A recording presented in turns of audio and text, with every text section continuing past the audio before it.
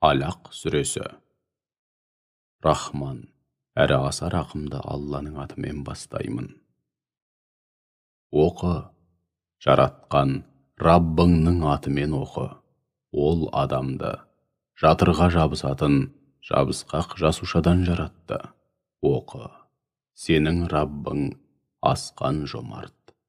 Ол адам баласына қаламмен жазуды үйретті. Адам баласына білмегенін үйретті. Алайда оның мұншама нығметтеріне қарамастан, адам баласы шынында да Раббысына бағынбай, азғындайды. Өзін Аллаға мұқтаж еместей көріп, әйтсе де шындығында өлгеннен соң қайтар жол Раббыңа болмақ. Мына тыйым салып, бөгет болып жатқанды көремісің? Ізгілік пен құштарлықта кемелдікке жеткен құл намазға тұрғанда, намаз оқуына тыйым салып жатқанды көремісің? Бұған не дейсің? Солай істегені дұрыс па? Егер ол құл тура жолда болса ше?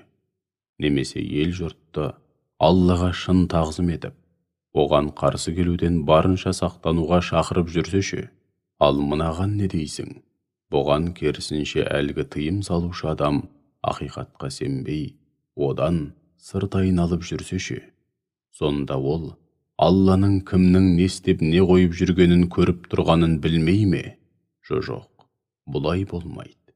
Егер бұл ұстанымынан өзі құлшылық етпеумен қоймай, өзге елдің де құлшылық етуіне кедергі жасаудан қайтпаса, оны кекілінен ұстаған күйде жаһаннамға сүйрейміз. Өтірікпен, күнәға бөккен маңдай шашынан, өзіне жақтас болған, әлгі мәжлісін қалағанынша жәрдемге шақырсын.